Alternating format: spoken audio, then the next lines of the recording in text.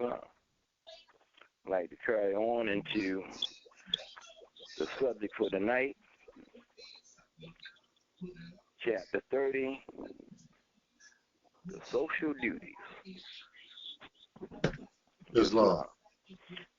First, we're going to the title of it, found on page 39 in the Holy Quran. Holy instructions from the Prophet, the social duties.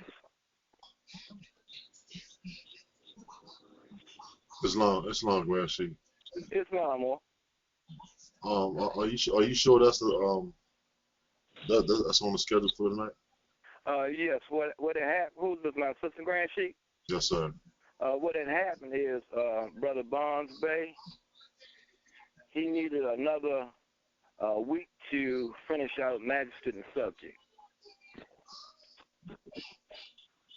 Okay. And so that is why I am a week behind, and so are you. A week. Okay. Wait a minute. Let me see something. Yeah. He needed in our breakdown. It was supposed to have been dealt with one setting, but he never got through it verse by verse. So he needed another. I thought he finished last week. Say that again? Sister, I thought he had finished last week. Right, and I followed behind him. Let me see something. Yeah, so it threw it back a week. Because he used 2 weeks. Yeah, he used 2 weeks to complete it. Okay, I must. I pull this email up. I know you want to jump on your chapter more. I know you've been paying for that for. Woo!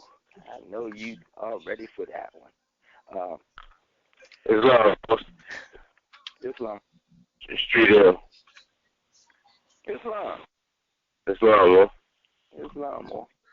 The chapter again, social duties. To me, well, let's look into a question. Why do we have social duties in our Holy Quran?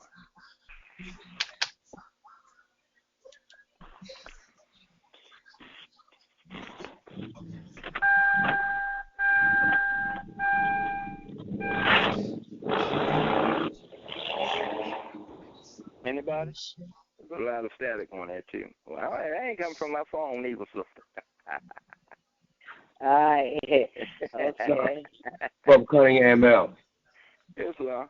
The reason why we have social duties, Mo, in my opinion, is because the prophet needed to show us how to be social, to try to get us to come together and learn about each other.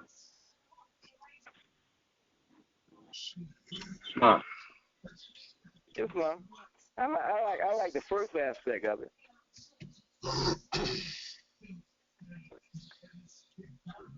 Anyone else? Because we have a duty to uplift all humanity. That's real broad, but that's good. Anyone else? Islam, Brother L.J. Bay. Islam, L.J. Bay from Baltimore territory. Social duties help us to interact with one another with the principles of love, truth, peace, freedom, and justice, so that we can uplift fallen humanity. These social duties are the foundation of what helps us to interact with one another, helps us to establish a mindset and a way of integrating with those within our community as well as those outside of our community. If we hold ourselves with an upstanding, upright mindset within our community, we know that we can integrate with those that are outside the community.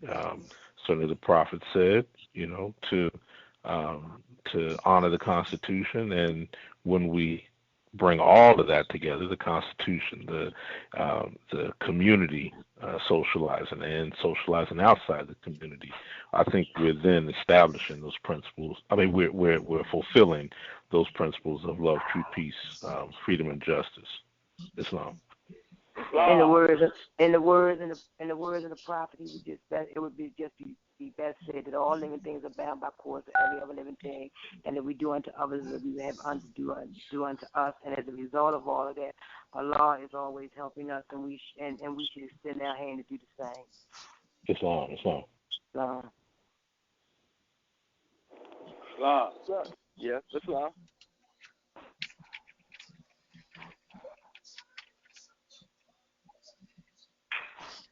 Islam. Very good, very good. Somewhere in that Quran, it speaks about the fallen sons and daughters of the Asiatic nations of North America. What do they need to do?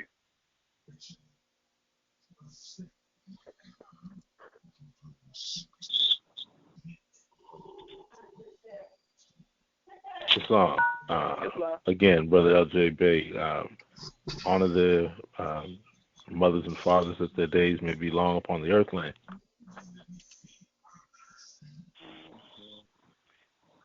That is a covenant of a great God of Allah. Let's throw this out there.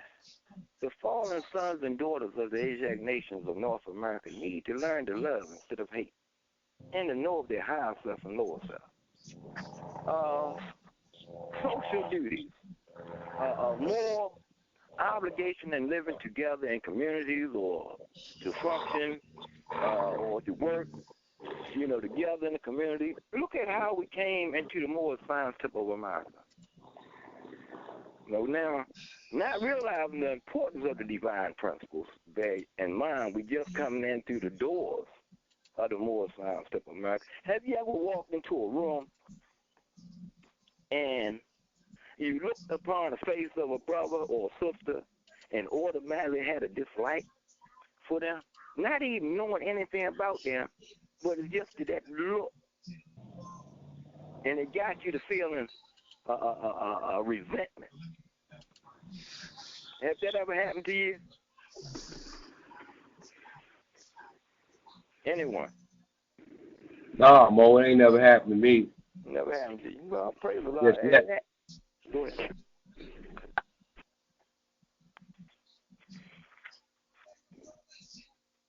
Because the Bible teaches me that I need to learn to love instead of hate. So I had to learn how to come in with demonstrating love.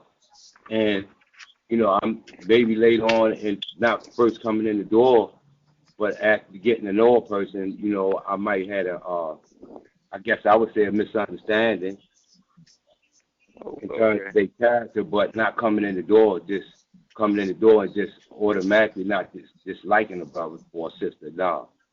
Okay, I came in a little different. My own experiences, showed me that I had a lot to learn how to get along with others, and I see that in this chapter for tonight. So without any further ado, let's get into it and see what we learn. Verse 1, when thou consider their wants, when thou behold their imperfections, acknowledge his goodness, O son of humanity, who honored thee with humanity, endowed thee with speech, and placed thee in society to receive and confer reciprocal helps and mutual obligations, protection from injuries, and enjoyments of the comforts and the pleasures of life. All these thou owest to the assistance of others, and could have not enjoyed, but in the bands of society. When it says consider that once, how do you look upon the word consider?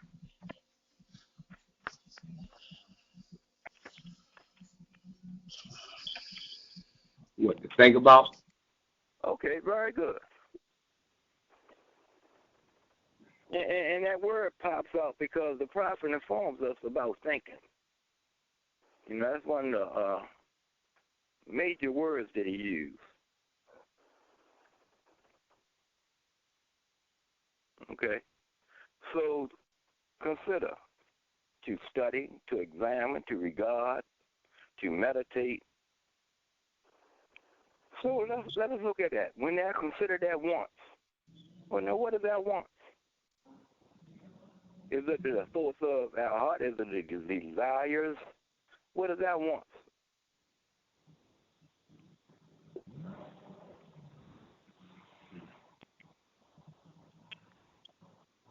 Islam. Our wants are those things that we think will make us happy, think will make us complete, think will make us, based on our experience in life, make us whole, not necessarily make us happy. But I think in this sense, the prophet is saying that, as we come to know ourselves, that, in the general sense, for the most part, that,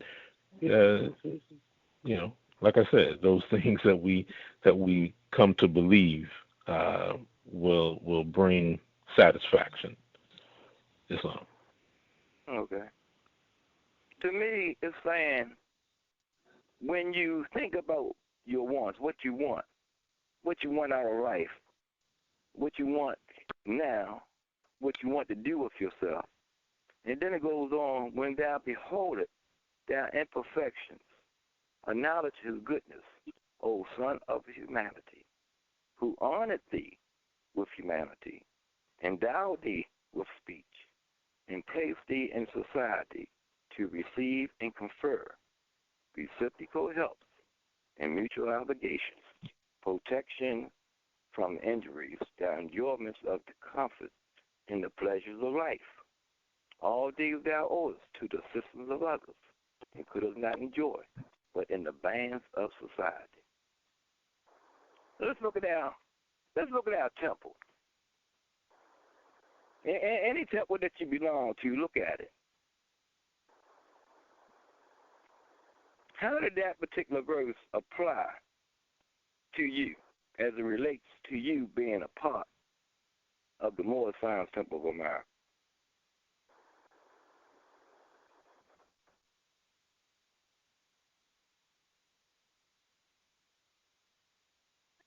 Is it an honor for you to be a Moorish American Muslim? Islam.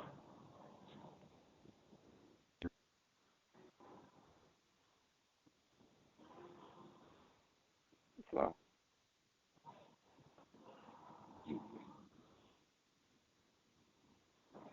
I felt good. I felt good after I learned a little bit about my Detroit divine prophet. I felt real good. In the beginning, I didn't know what was going on.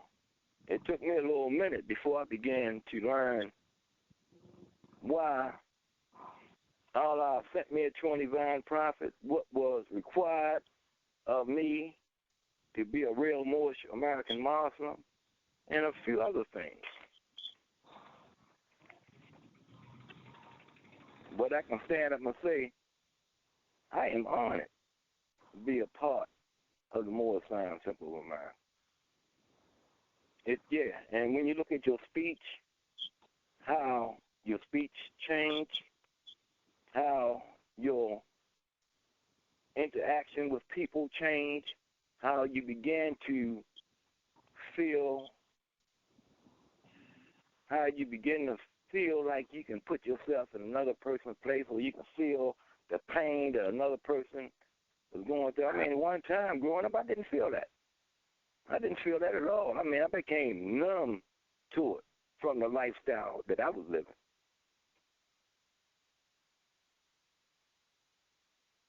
And I didn't even look at the honor of helping someone. By helping someone, I helped myself. I didn't even see that. I didn't even see the blessing in that. To confer reciprocal helps and mutual obligations, protection from injuries, the enjoyments of the comforts and the pleasures of life. No, I didn't see that. But now, that's a part of life, and I take it for granted. Yeah, I take it for granted. You being able to enjoy what Allah has bestowed upon you. But it says, all these thou owest to the assistance of others, and couldst not enjoy, but in the bands of society. Why? Why you cannot enjoy it? Why you can't enjoy it by yourself? Why you can't take these blessings which Allah has bestowed upon you and run off to the side somewhere and enjoy them? Well, Islam. I'm gonna say because for me, because they say that when you've been blessed with certain information, it's not mine to keep. So therefore, just like Allah sent the Prophet Noble Ali to teach me about knowing myself, and as I began to learn more about myself and begin to start educating myself, then I was able to share it with other brothers and sisters.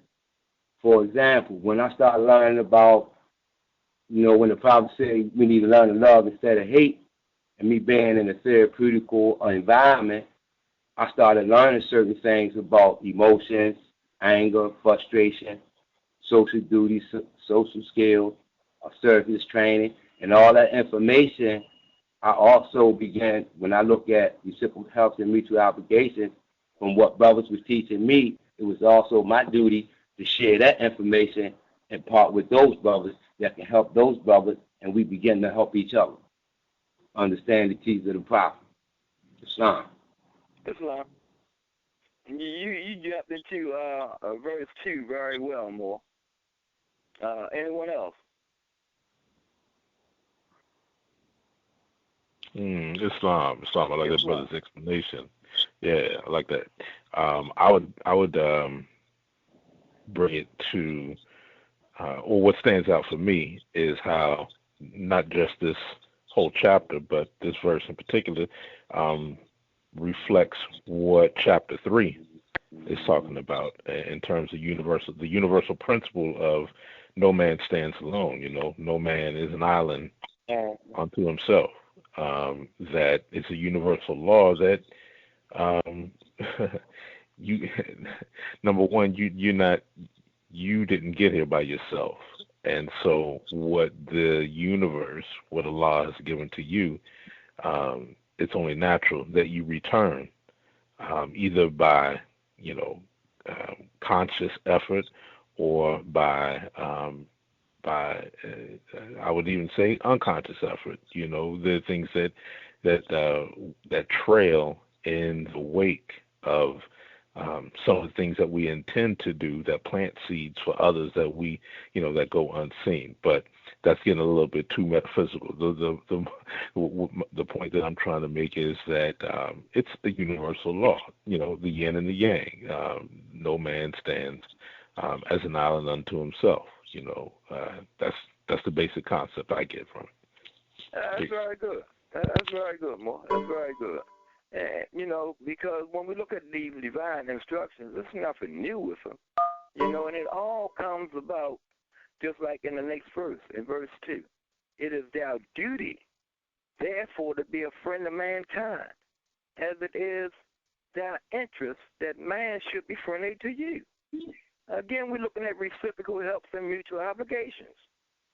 So the Prophet is teaching us that this is our duty. This is one of the social duties. This is our duty, to be a friend to mankind. As the sister pointed out early on, when we look at our hand, we find out now why it was given to us, from the divine instructions, so that we can reach it out to the sisters of that brother or that sister. So yeah, it is a duty. But prior to learning this duty, like you spoke about being unconscious, not being conscious of that fact, our hand was raised in harm. Well, my hand was raised in harm rather than as a friend. And then if it was raised up in a friendly manner, if it was rejected or if it showed some type of ill will towards it, then it would be difficult for me to raise it back up. But once you find it as a part of your duty, then you're going to constantly raise it back up. Because, it is our duty, therefore, to be a friend of mankind. Even though it may not come back to you, but like you spoke about the seed, planting that seed, it may not come back to me from the person in front of me, but according to universal law, I'm going to get good from my good deed. Anyone else on verse 2?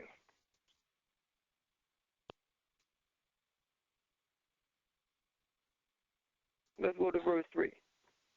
As the rose breathes sweetness from his own nature, so the heart of a benevolent man produces good works.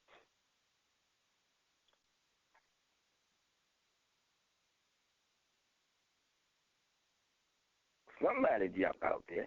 Let's look at the rose. And why a rose? Or why a flower of any kind?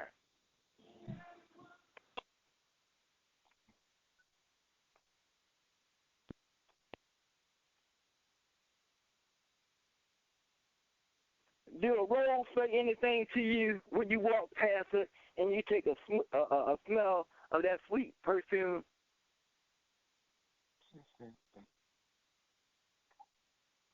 Islam. No, it does not. It does not. This is LJ Bay again.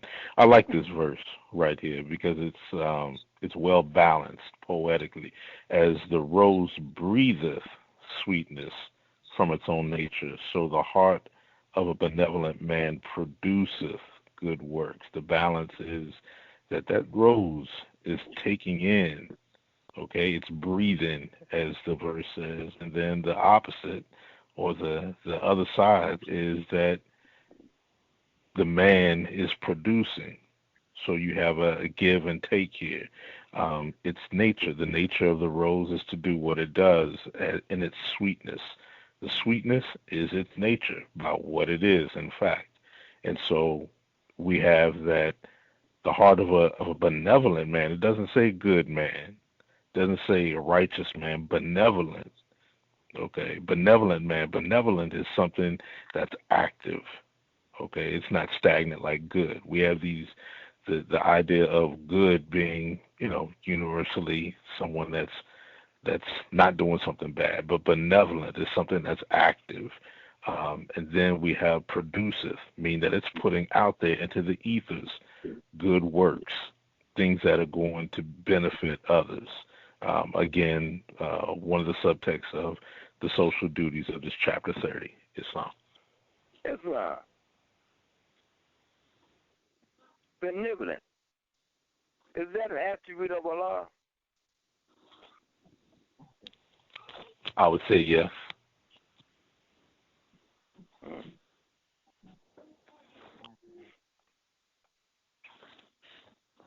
Islam. Yes, without a doubt it is.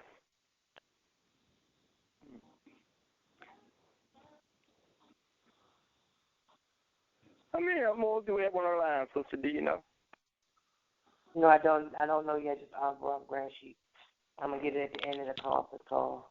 Okay. It's on Grand Sheik. I was cut off, and then I came back in. There were 8 callers on the call when I came back in just now. Okay. It was kind of quiet, I don't want to be one-sided, He enjoyed verse 4. But anyone, feel free to stop. Any questions whatsoever, we'll want to go through verse by verse, breakdown, explanation, discussion. It's all in this. Verse 4. He enjoyed the ease and tranquility of his own breast, and rejoiced in the happiness and prosperity of his neighbor. Imagine that. Imagine being happy. Imagine being peaceful in your own breast when you see someone else with some good fortune or abundance or a lot of gifts or whatever you want to call them. He enjoyed the ease and tranquility of his own breast. I mean, he don't be, feeling ill will or evil-minded or anything, but he rejoiced in the happiness and prosperity of his neighbor. And imagine being fortified like that, Moose. Because this is the character that we're supposed to have. You know, in this chapter, social duties, oh man, it demonstrates such a wonderful character. Anyone want verse 4?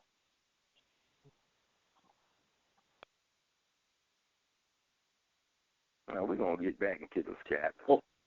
I'm going to pick at some more this evening. It's not above Cunningham Mel. Yes, sir. Hey, Mo, I was looking at the verse before that, along with that particular verse, and the type of wording that's used, like benevolence.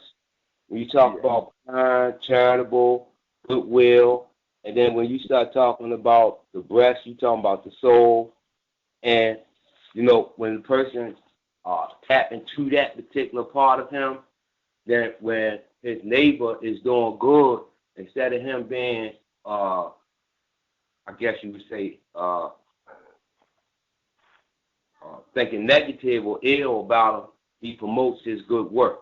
He helps him along if he can. Islam. Islam. More when you first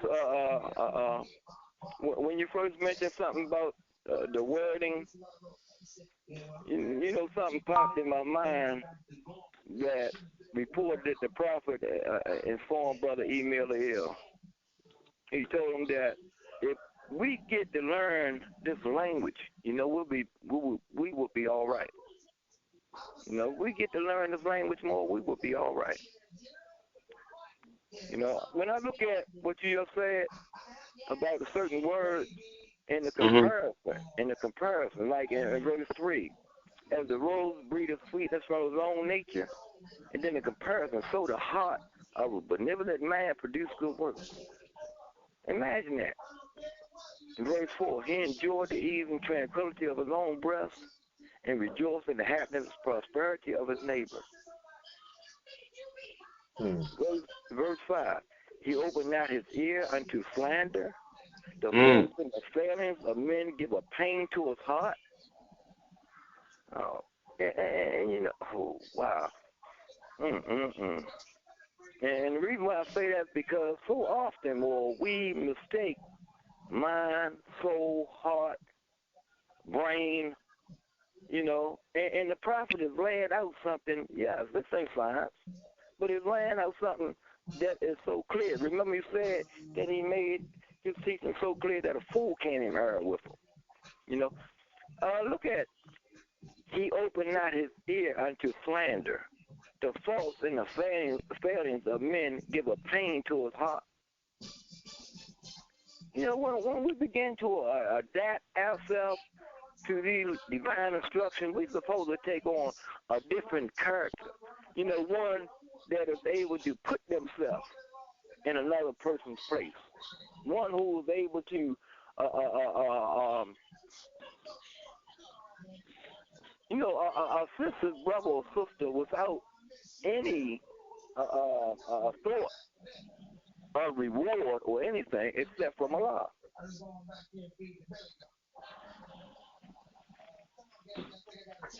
So let's go back up and open it up. Verse 4. He enjoyed the ease and tranquility of his own breast and rejoiced in the happiness and prosperity of his neighbor.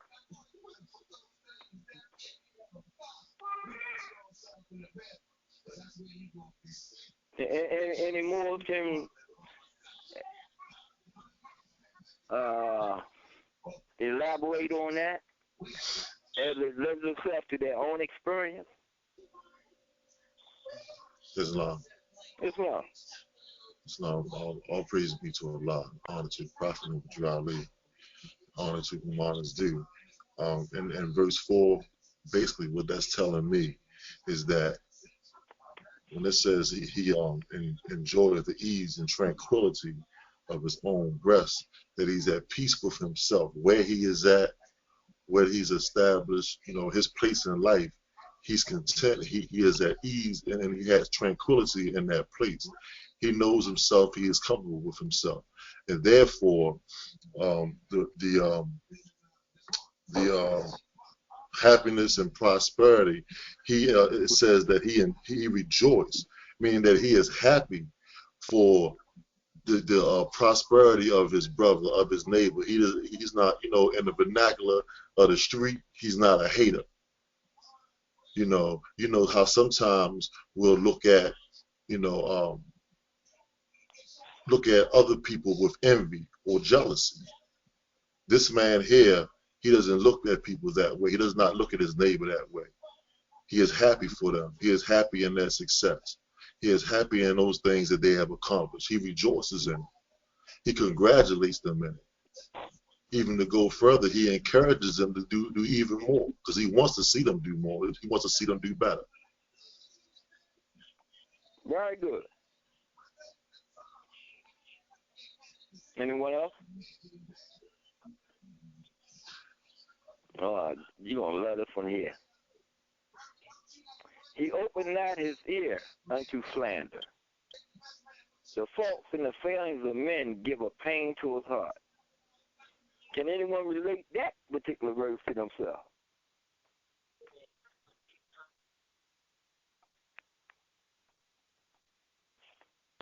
Have you ever been in a situation where someone came to you and they was about to talk about someone, and you just said, "No, I don't even want to hear it," and just walked away?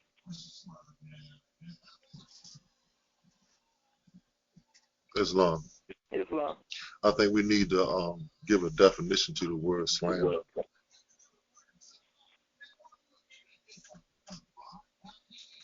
Okay.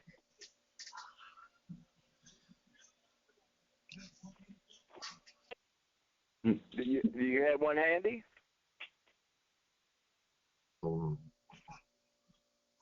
Well, to talk down to his brother Cunningham about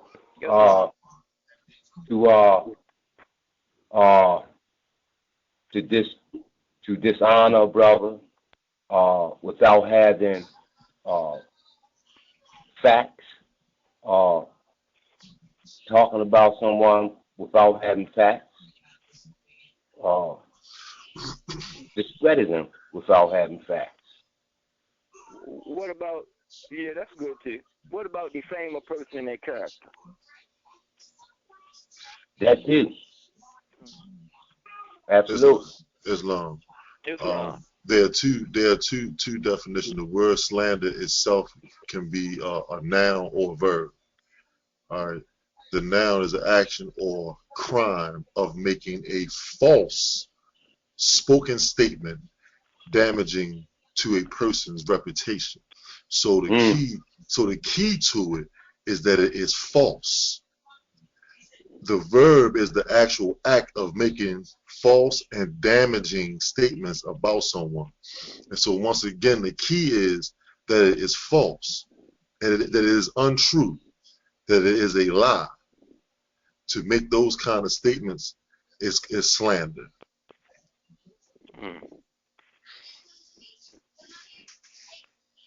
So in this verse it says that he opens not his ear unto slander. There's two parts in this verse. That's the first part. That this man, he does not open his ear to the false statements spoken about someone. And as Brother Cunningham L was saying, that sometimes people come with gossip, based on what somebody else may have said, without any foundation in fact. So, someone coming basically they gossiping, I heard, no, this man don't have time for that. Right. He's not going to open his ear to that. And he's definitely not going to open his ear to what he know to be false. The second part in the verse, it says that the faults and the failings of men give a pain to his heart. So imagine that. Imagine to know, that my brother or my sister and their shortcomings and their faults bring a pain to my heart, as opposed to it being something that I may ridicule. you know, or talk about. Mm-hmm. But it brings a pain to my heart for that to exist. You know, we talking about a level of benevolence this right here is an ideal, because the fact of the matter is that a lot of us are guilty of these things. Yeah. You know, Yeah.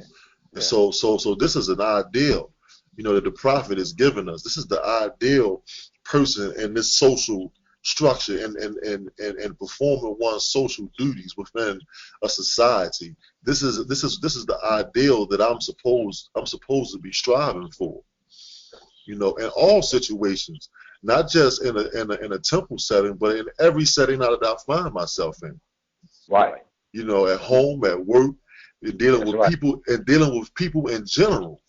Yeah. That's right. This is the ideal and the standard that I should be striving for.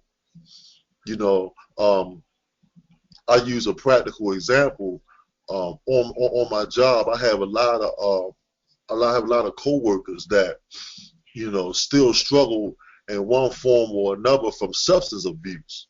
And a lot of times I find, you know, they become the talk of the meat room. You know, you know how people Yeah. do. You Yeah. know, and That's a real good example. I don't get into that. Right. You know, because one thing that I've learned in my travels is that all of us, regardless of what it is, have faults and failings. They may not be the same thing. Mm-hmm. But you know, the saying that, you know, that we all fall short of the glory of God. So, you know, let's not get caught up in that. How can we help? How can I help? You know, sometimes I find myself pulling the brother to the side, you know, and saying certain things to him and trying to help him and encourage him, you know, as opposed to joining in on, you know, the ridicule. Right. Let's stop right there, Mo, because you Good. just hit That's on good. a very important aspect. Asking yourself, rather than open your ear unto slander, you know, when you see the fault in the family, and when it touch your heart, and to ask yourself, man, how can I help that brother there? You know how you might be in a situation like you speak about the meat room, you know, where you be in a situation where you don't want to participate, but say like this new thing about bullying.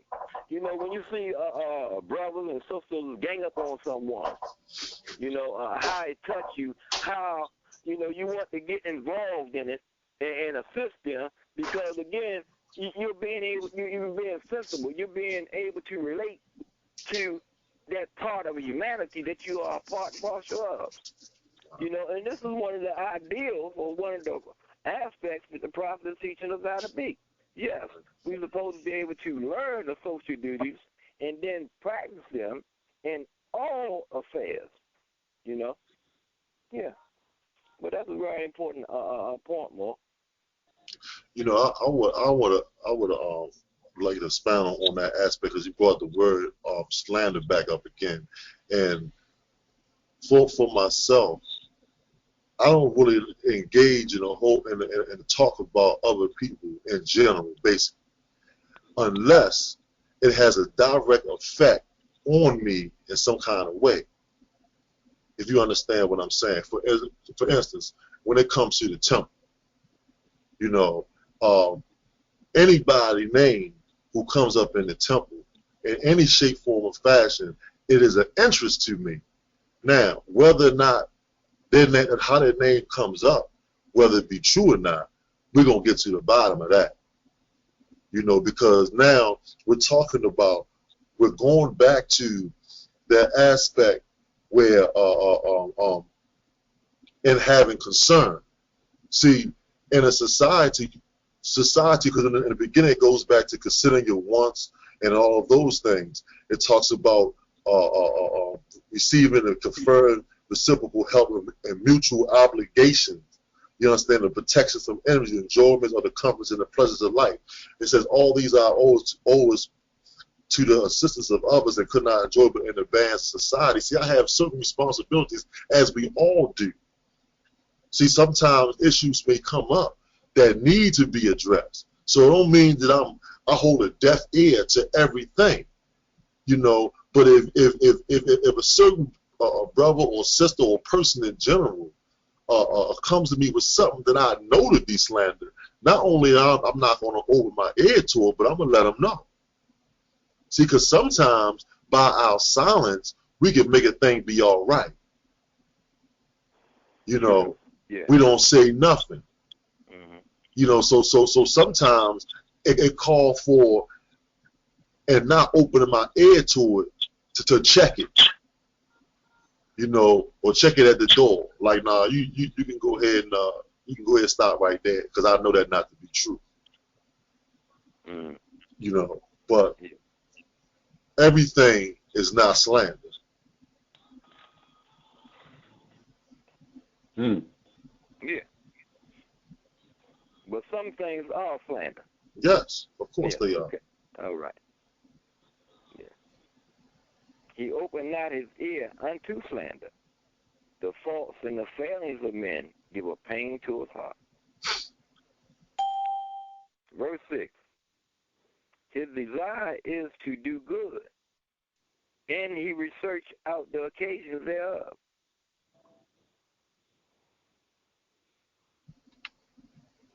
Do we have any English masters online? Sure. And the reason why I ask, because I would like to know what is the difference between a colon and a semicolon, or a comma and a semicolon.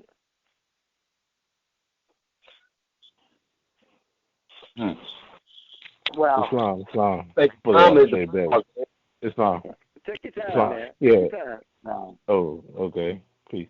Yeah. So a colon is used in can be used in two different ways. One is to set off a group of ideas that's related to the main idea that was first stated. And it can also be used as what they call a soft period. A soft period. So to almost complete the idea, but to extend it a little bit beyond what a period would be, where a period is more definitive, a semicolon says don't finish that idea because this whole thing is related a little bit more closely than a period would separate. Peace. Sister M. Brown Betty. Islam. A colon to me is like where what one use when one are bringing together a continuation of something. So they had the two dots, and following that two dots is a continuation of the subject matter. The following is, and the two dots is like a continuation. The commas is like a pause or a separation, and a semicolon, which is the dot and the comma, that's like two sentences. They could be two separate sentences instead of just one separate sentence. You know what I mean? Instead of one long sentence, it's like if wherever that semicolon is at, you can be assured that you can find a subject and a verb, whatever's following behind that. Okay, I put my Islam. I put my explanation on that. Excellent, sister. Okay, Thank let me throw this out here.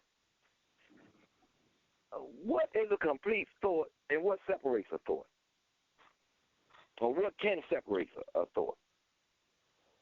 And what is a complete thought? One with a subject and a verb.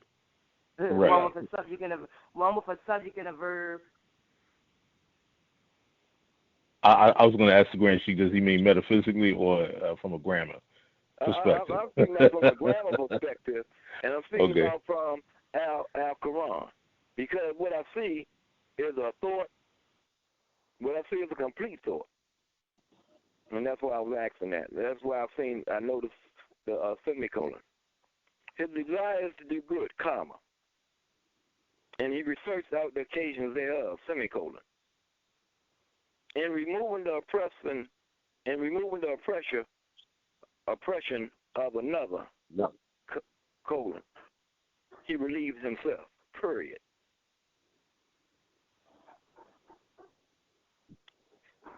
And I'm dwelling on, I wish I had the statement in front of me. I was looking at it earlier. But can I interject here, Grand Chief? Again, like I said, he desired to do good can be considered as a period. But in this way, with the comma there, like I said, it's like a pause.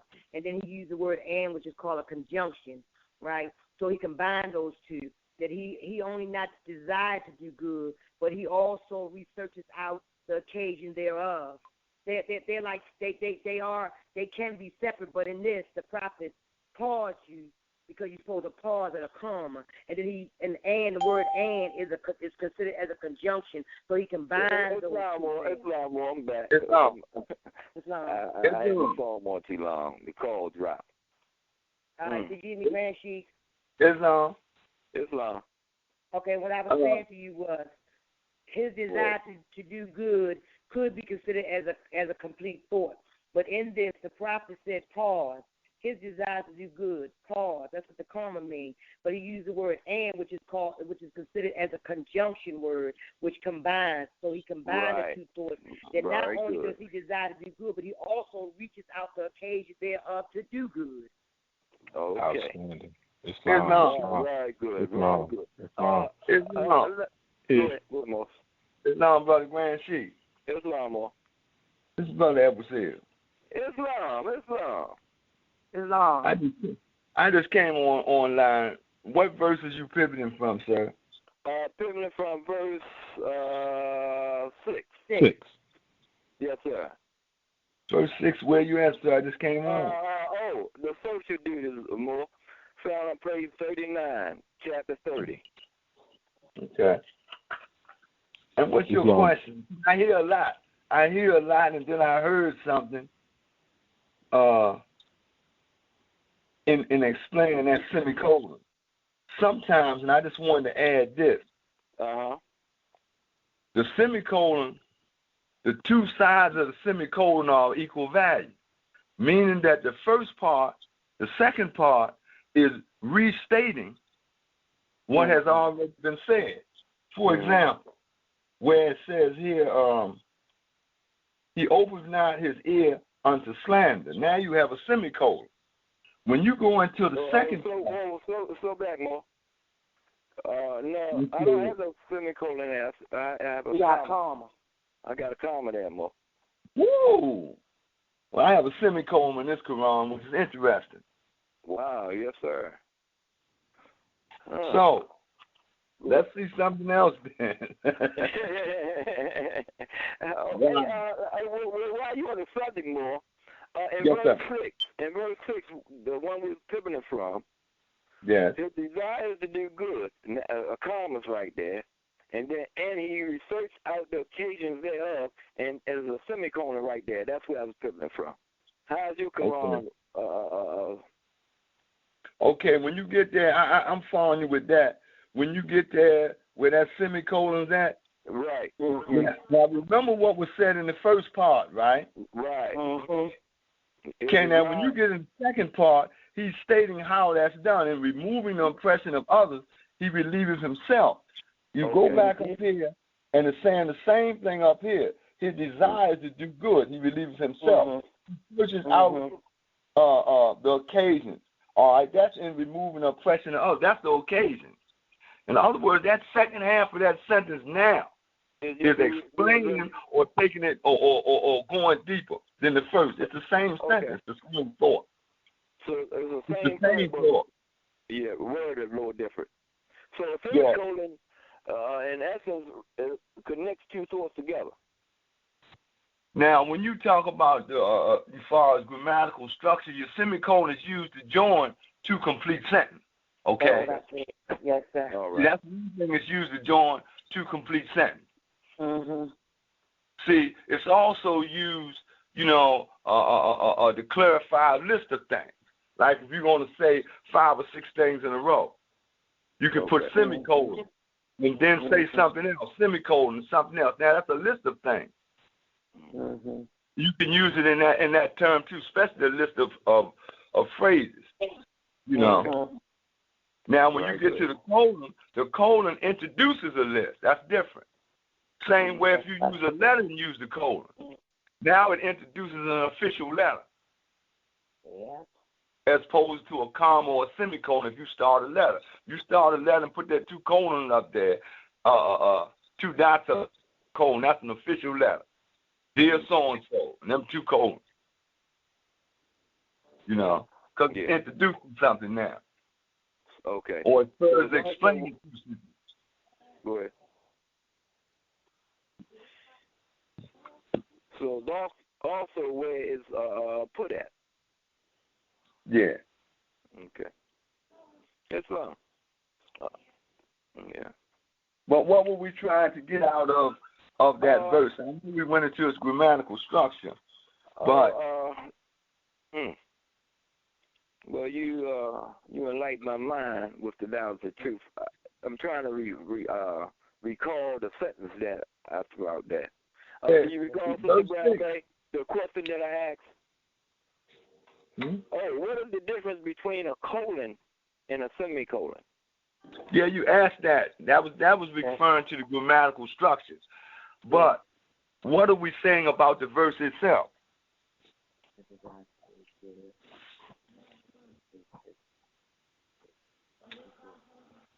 What are we saying about the verse itself? Oh, it has already been answered about a person desires to do good and he research out the occasions thereof. And we use an example, being able to assist one another. Okay. Yeah, I was just going over the structure because, I seen a connecting thought, and I just wanted to know who was our English master online. Well, here's a question, Brother Grand Sheep. And removing the oppression of another, he believeth himself. How? What does it mean he believeth himself? It means that he feel good, more. He's overjoyed by helping or assisting someone. For an example, when we look at the first verse, when thou consider that once, when thou behold their imperfection, and now the goodness, O Son of humanity, who honored thee with humanity, endowed thee with speech, and placed thee in society to receive and confer reciprocal help and mutual obligations, protection from injuries, the enjoyments of the comforts and the pleasures of life. All these thou owest to the assistance of others, and couldst not enjoy, but in the bands of society. So therefore, by being a duty, he becomes happy by able to remove the oppression of someone.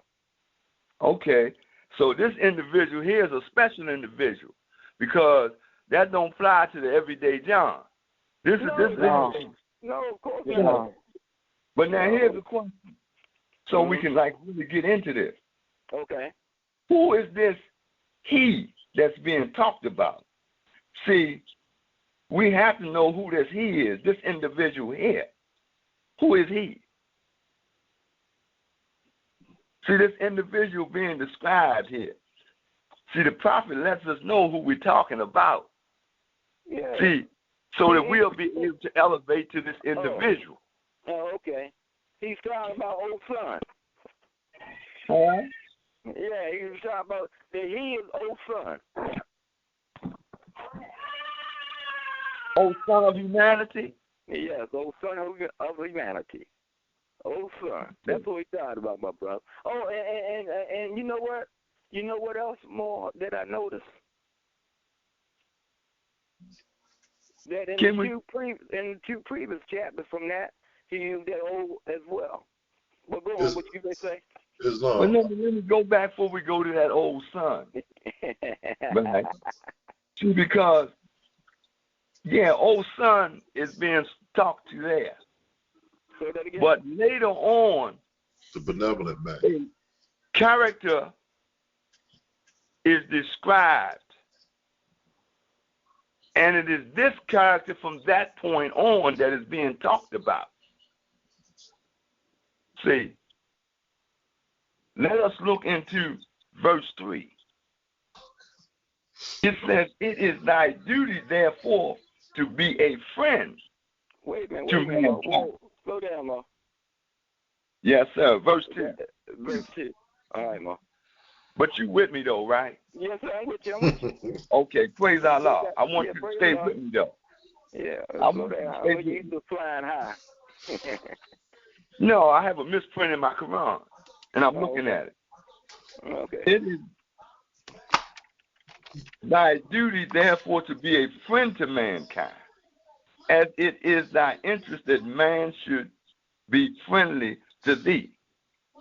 Now, the prophet tells us that. Look at the preceding verses behind that. He's still talking to that individual. Because when you're that individual, then his desire is to do good. You with me? Yeah. Let's talk. It said it was 80 y'all on here. Let's talk.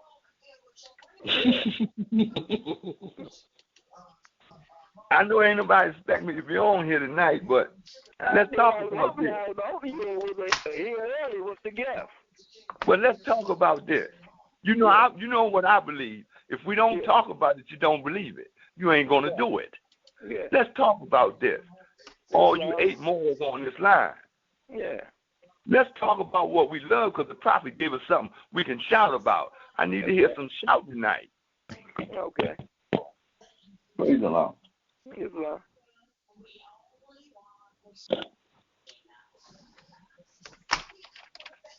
Still quiet. It's not Brother Cunningham Mel. Praise the Lord. Well, I think the overall what the prophet talked about in chapter 30 is the character of a person. If that person's character is in tune with what the teacher of the prophet Noble Ali is saying, then he'll be able to have that kindness. He'll be able to have that ability to be able to help a brother. Come on.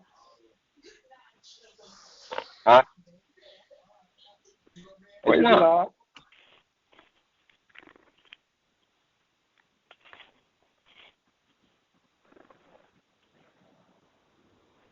I can agree with that, Brother Cunningham here. It's not. So he'll be able to do good. Islam. Yeah.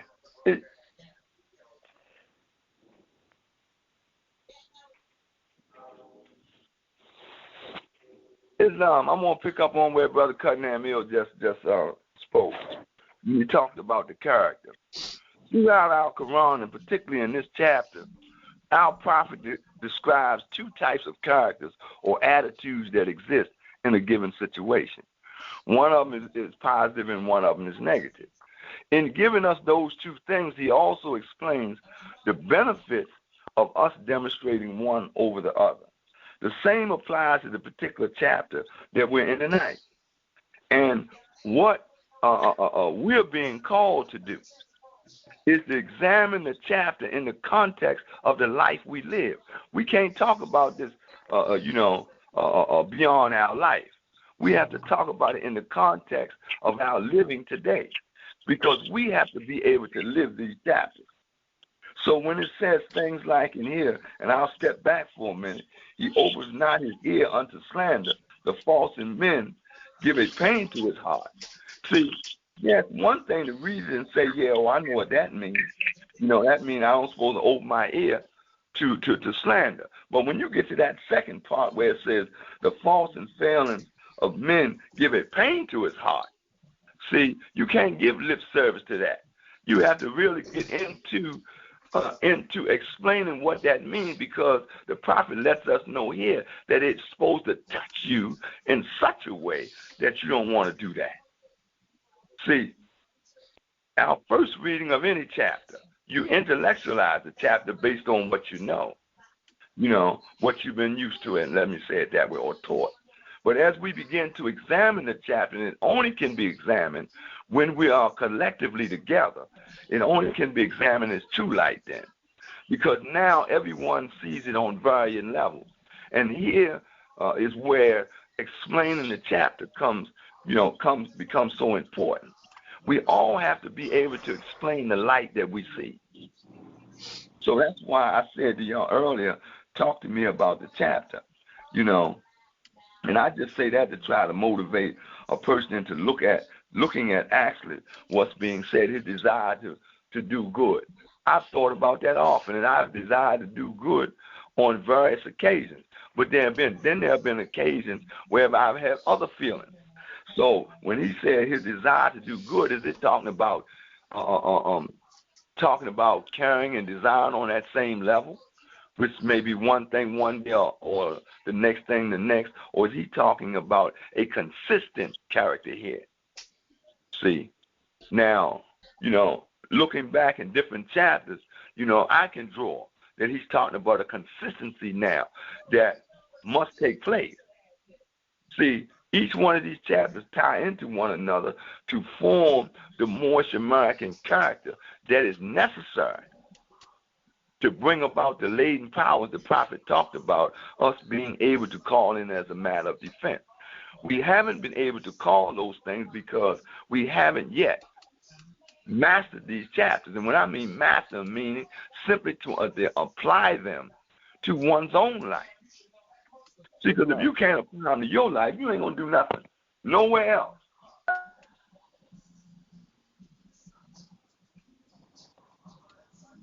So this individual is a friend to mankind. It's important to be a friend to mankind. Because once you're a friend of mankind, now when you see certain things, if you see a brother in the street laying in the gutter, it should bring compassion to your heart. You should feel it. You shouldn't be able to just walk by.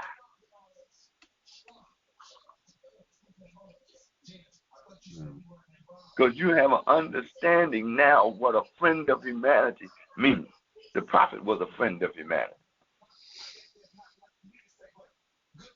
To be a friend of humanity means to sacrifice one's life completely.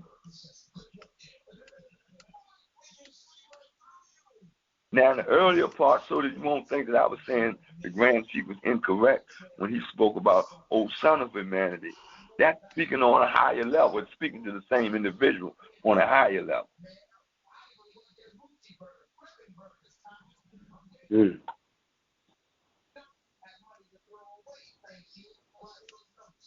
It's quiet. Man, enjoying you more. It wasn't that much participation. I'm enjoying it. And plus, Praise Allah. Yeah. And we only had one more verse more, so then we can really expound upon this chapter. Yeah. I see it. Yes, sir. You want to start us off, Brother Grand Sheik, from the largeness of his mind? Huh? Yes, sir. From the largeness of his mind. Verse 7, he comprehended in his wishes the happiness of all men. Semicolon.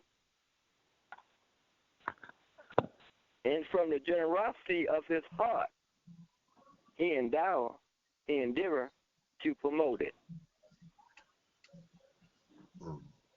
Man, I wish I had the money that I want to have so I can get me a building.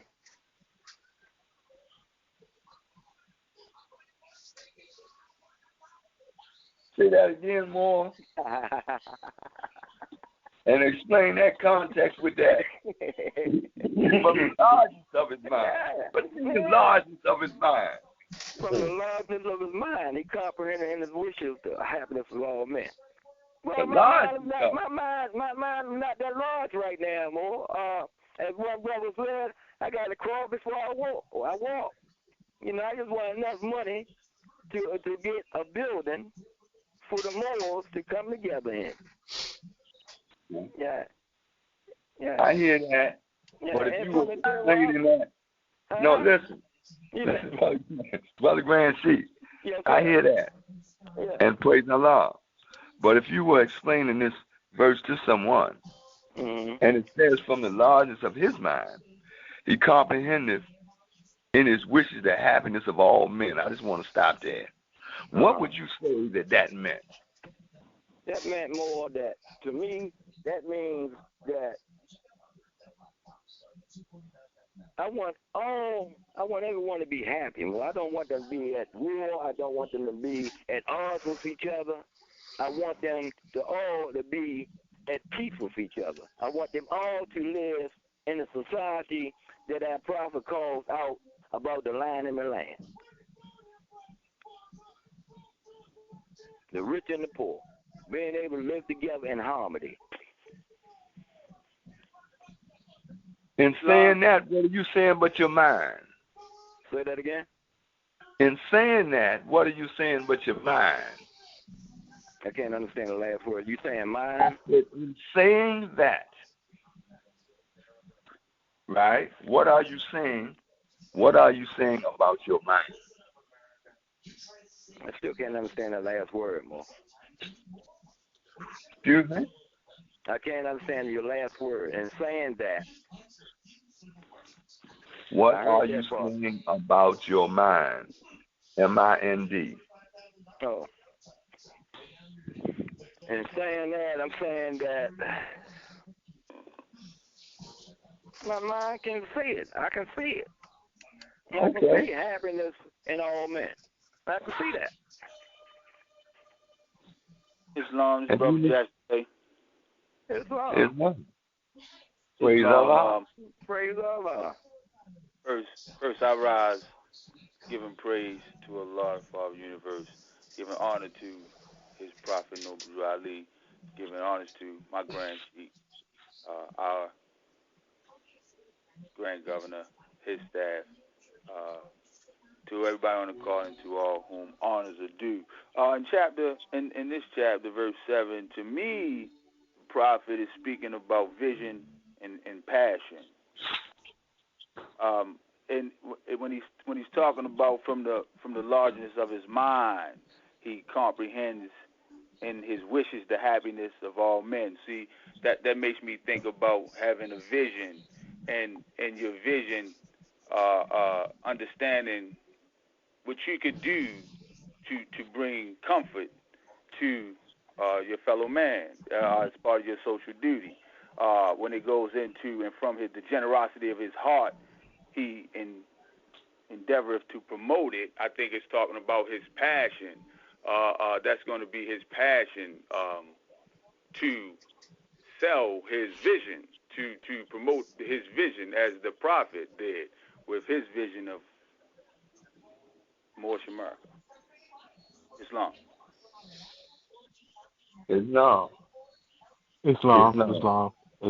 LJ Bay from Baltimore. Yes, dovetail on Sheik MJ Bay's comment, but to I guess put icing on the veritable cake there, I would say that yes, he's talking about vision, and not only is he speaking of the vision benefiting all men, I would equate this part of the verse to saying, or to being a likeness of, let's say that I want to go to the grocery store and buy some food. That's my wish. It's my wish to go buy some groceries from the grocery store. All right, and that's what it's saying in the part where it says he comprehends in his wishes. Okay, it's my wish to go to the grocery store. But not only that, one step further is that the happiness of all men. And my going to the grocery store, I'm satisfying my own wishes.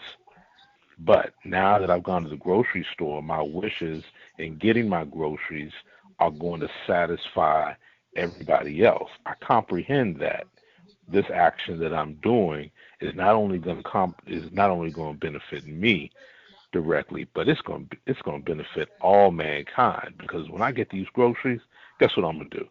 I'm going to go out there and I'm going to give them to everybody that needs them. That's going to benefit everybody else. I'm going to have something to eat myself, but I'm going to share it with everybody else. And that's a part of the vision that the man who has this mindset of having the largeness of mind and the generosity of heart, you know. Praise Allah.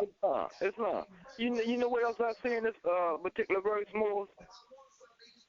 I see I see love on such a degree. You know, I see from the largeness of his mind he comprehended in his wishes the happiness of all men. And from the generosity of his heart he endeavored to promote it.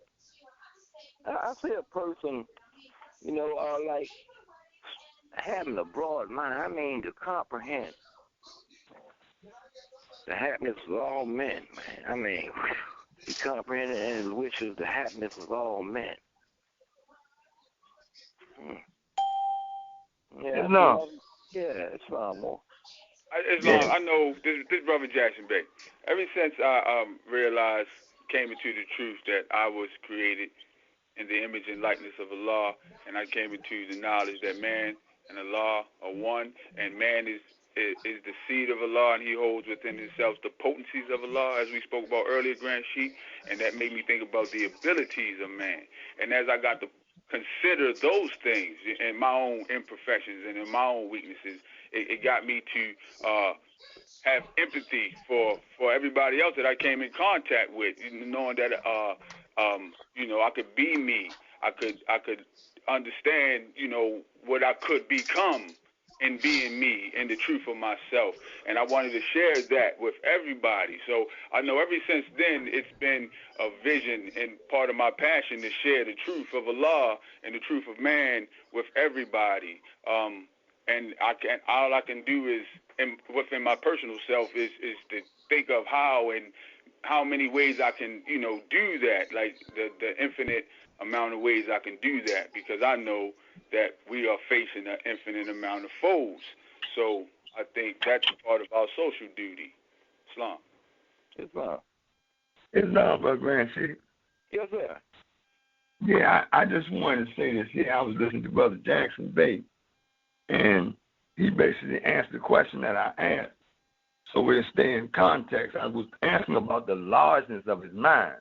See, it's from this largeness that he's able to comprehend those other things. So he has to have a vision. He can't have a narrow mind. Yeah, see, he got to be broad. He has to be able to see the larger picture. So he has to have this vision in order to accomplish the rest. And what I was getting ready to say is, when we hear the correct tone, when you hear the tone, then you build upon the tone. See, it isn't always when we're called to explain a verse or a chapter, it isn't about who can go find something different to say. It's whether or not we can build on the truth that is being said and recognizing it.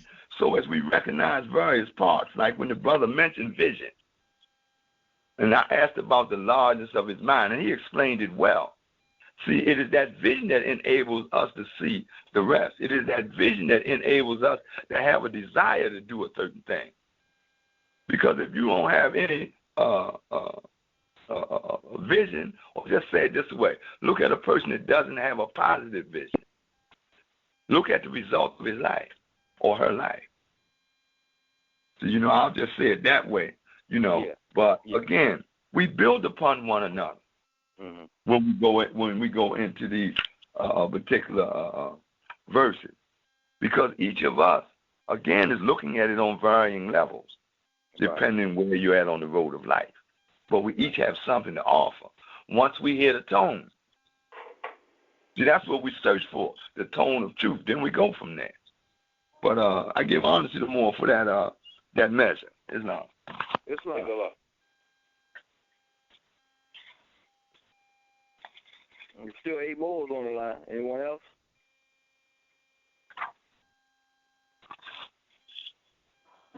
Oh, they quiet, man. Yeah. Sister Brown Bay.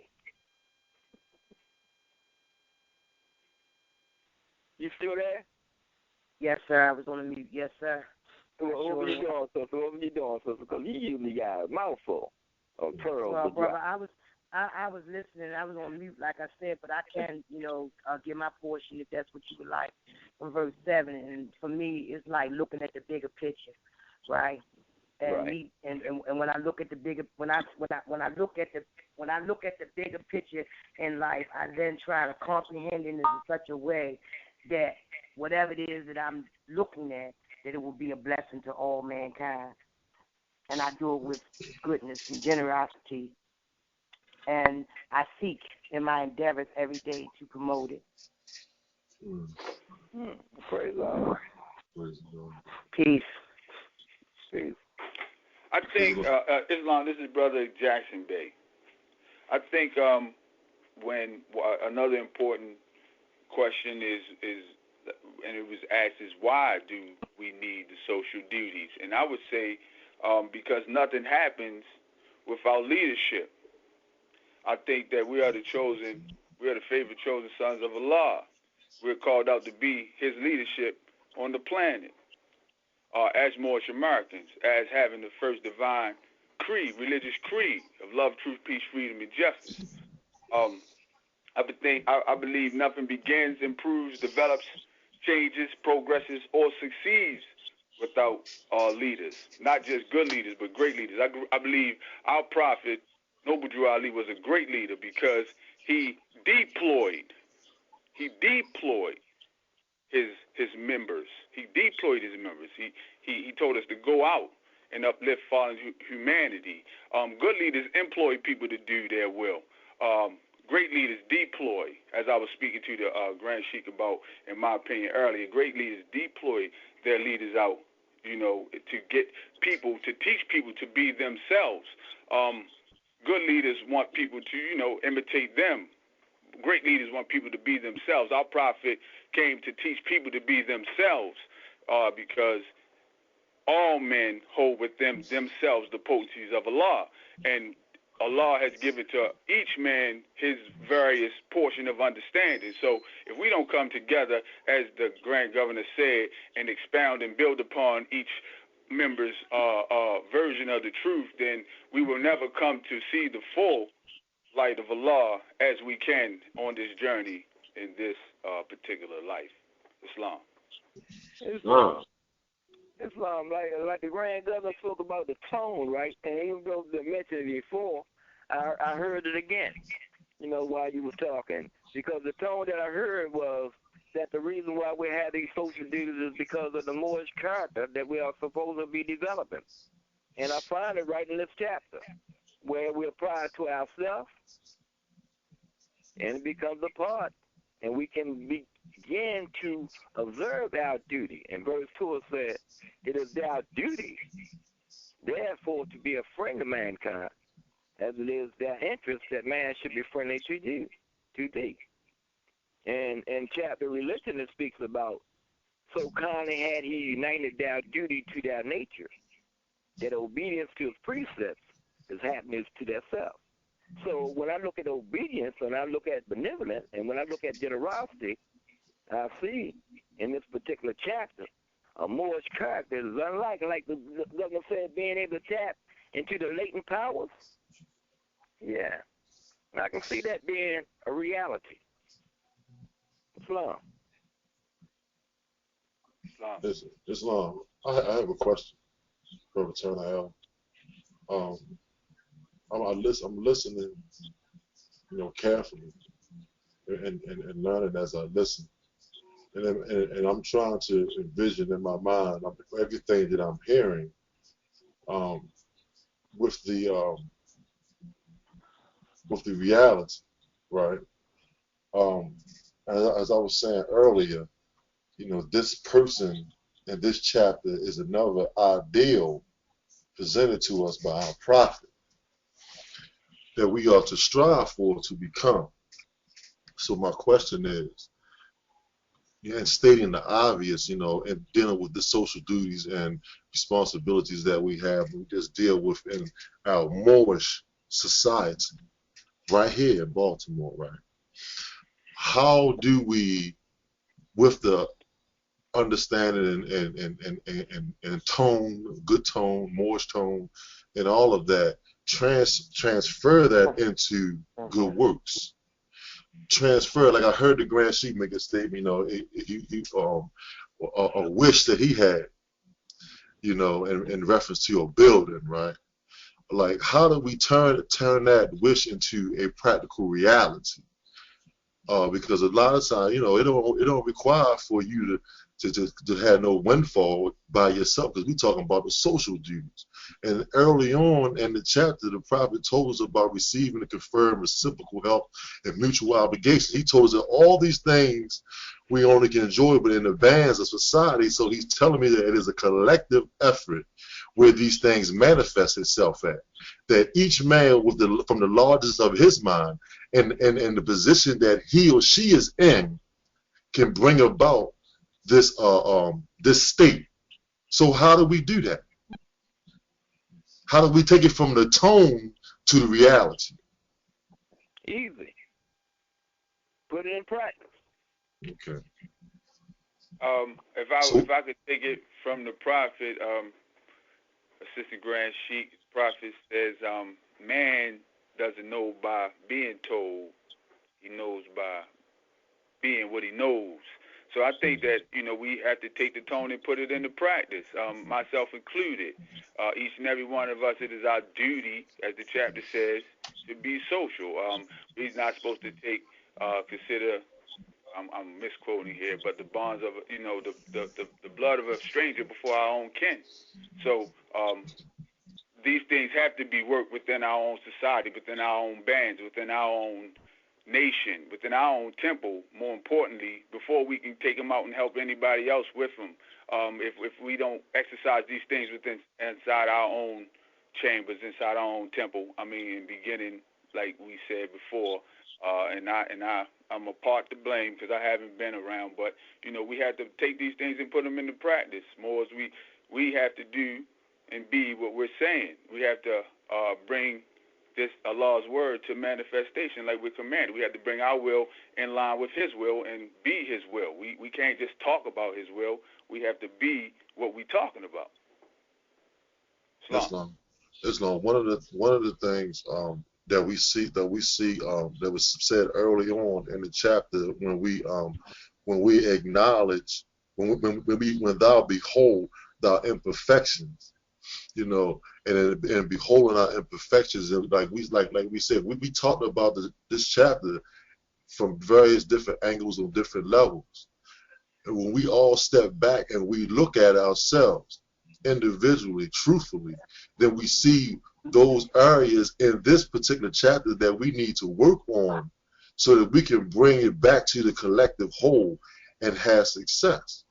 Because irregardless of how well, as everyone said, irregardless of how well I can understand it or articulate it, it has no real substance except in action. I heard a brother say earlier when he talked about, in reference to the benevolent man, he said that benevolence is a word of action. So I have to be honest with myself, and when I examine myself, and where I'm short at on this, because it's going to require me to be the best person that I can be, or as close as I can be to this ideal for the whole to benefit. That benevolence, that being a friend to mankind is going to be necessary for the success of what we're trying to do. Bottom line. So I just wanted to interject that thought, Grand Sheik. Wow. It's very good. Very good. And this is the M. Brown Bay. And when I look at the whole, the whole chapter, although we haven't completed, but what I see is that, in order for you to uplift fallen humanity, you have to know that you have a social duty to humanity. Yes, sir. So, Yes, sir. Yeah.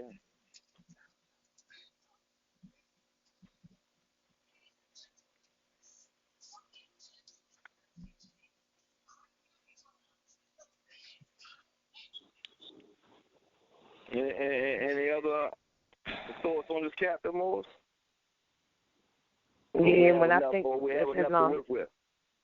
Islam, I just want to say this part. And when I think about what the Sister Grant she just communicated about, I just think about the fact that as he's trying to point out, right, it's good that we are sitting and we are looking at this chapter and bringing forth our best and knowing what the prophet has stated to us. But the better part is to start putting it in practice, as the Grand Governor stated to us in another lesson about how practice is so important. And in order to practice, we must do it. You must do it, and you must keep doing it, and not here and there, but everywhere. Peace. Peace. Very good.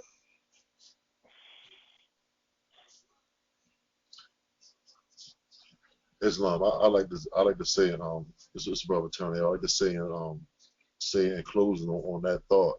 I had the opportunity the blessing to be to fellowship with some brothers out of Virginia, and we were talking about this chapter without actually talking about the words of this chapter. You understand what I'm saying? We weren't saying in the chapter on social duties. We were talking about the social duties in a context of practical ideas in which we can collectively come together to do and demonstrating the social duties. And we talked at length, but not only talked at length, we shared ideas.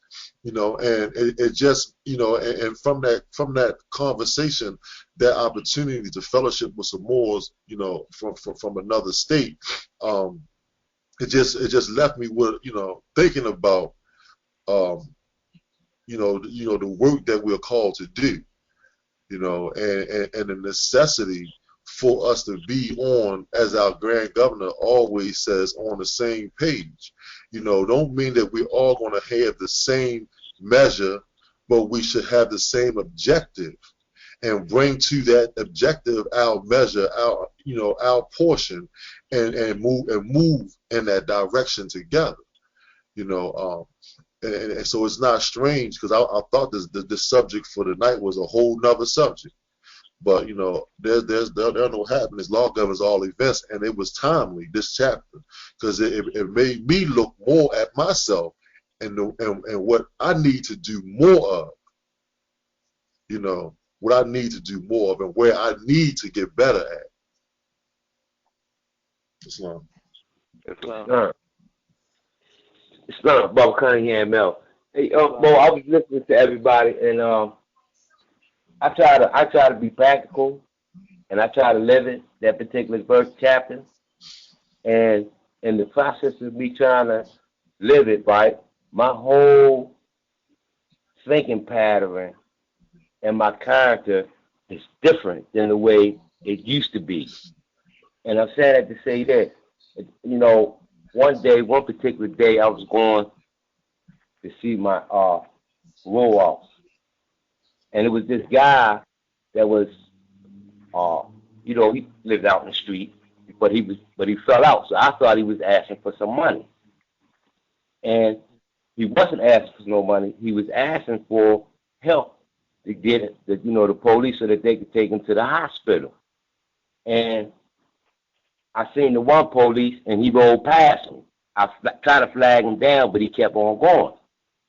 And a young lady, this is how law works. A young police lady was coming down the hill. I was over there by Gt13. And I stopped and told that there was a guy laying around the corner there, and he needs some help. But normally, if I was in my own self, and that's why I give praise to Allah and honor to the Prophet Gt13, and I could see myself working, is actually living this. Because at one time I would walk past him, I wouldn't say nothing to him. I keep on going. He had to fend for himself. And this is part of social duties. But at the same time, I bring it a little more closer into the works that I try to do inside the temple. See, it wasn't just good enough for me to do it behind the wall, but I need to do it now. And I started practicing it every day. See, and it's something that we have to practice and put in our character every day. And it's something that we have to live. So the social duties are very important. But the one thing that stuck out the most to me is the sincere man. See, and we talked about the two different characters in social duties, and there's two different types of people there. The characters that the prophet's speaking about. And the character I prefer is being the sincere man opposing of the hypocrite. And it's very important that we understand that. And that's why I try to surround myself around Moors that's going in the same direction I'm going in. And that's why it's so important to me to try to do the best that I could be and be the best Muslim I could be. Islam. Islam. Islam, I'd just like to reiterate that these instructions, and we need, I like to remind myself that these instructions are holy instructions, and we are part of a divine national movement. We're called to be something greater. We're called to be something greater, and I just think that, you know, we all should keep that on our minds in our travels and in our dealings with everyone we come in contact with here, there, and everywhere, as the sister said. Islam. Islam.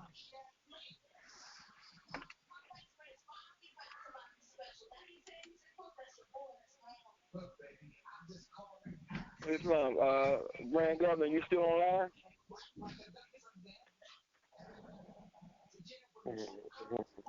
He got his phone muted. No, I'm here. Islam, got any last thoughts, anything? No, sir. Like the Moors was saying, I had my phone muted and was enjoying the session, right? But no, praise Allah and honor the Prophet. That's it. Praise Allah. Sister Grand Governor, you online? No, he's not online, man. He's not. Sister Grand Sheik, any parting words? Islam, not on the chapter. I just want to say, well, next Sunday is one of my favorite chapters. Yeah, chapter 26, Holy Instructions of Unity. That will be the chapter for next week. For all those who plan to be online, please be prepared. I have questions. We're going to approach this. We're going to approach it. Yeah, approach it. Yes, we're going to go a minute. We're not going to assume that we know. Yeah. Islam. Sister Brown Bay. Yes, sir. Have anything to add or comments, anything? No, sir. One thing I just would like to know is that could you get me the roll call? Yes. Just do that now. Yes, sir. I'm going to do the roll call. Brother D. Eddington Neal. Islam. Brother Gt13. Brother Jackson Bay. Brother Tree Hill. Islam. Islam, Brother Street Hill. Islam, Brother Edward Hill.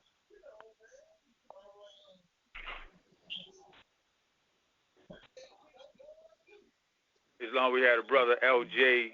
Gray Bay on the call tonight. LJ, Grace Gray. J. Yes, ma'am. Gray. Yes, sister. Yes, ma'am.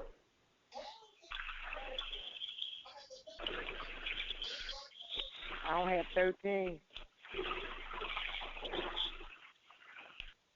Say it again, sis. I don't have 13 people. No, it's 8. The list right now is 8 people. Do you have 8?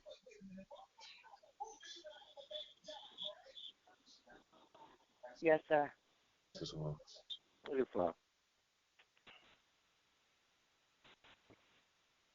Before we close out, Thursday night will be the conference call, the national conference call. Wow. And I'm the instructor again. It's going to be on the Divine Constitution and Bylaws, Act 1 and Act 6. You ready?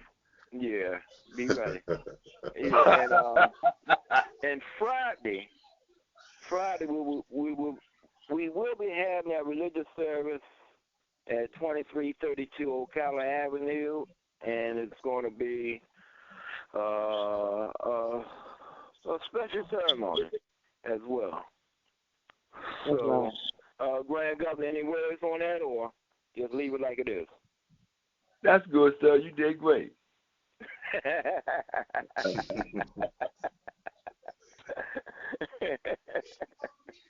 Islam.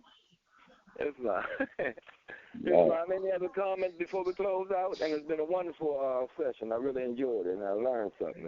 That's good. Islam, Brother Grand Sheik, Yes, on second thoughts, we have to follow the law. So you announce it for what it is, right? That on that date, we'll be announcing several ministers to the public. Okay. So because ministers are supposed to be publicly declared. Yes. Okay. So repeat what you said, or let what you said be. I said we're going to announce our new ministers Friday. Islam. Praise Allah. Praise Allah. All right, so we'll close with the closing of the prophet's prayer. Islam.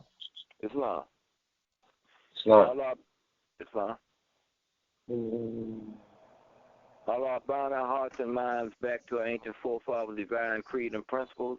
This we ask in their holy name in the seven Elohim. Amen. Amen.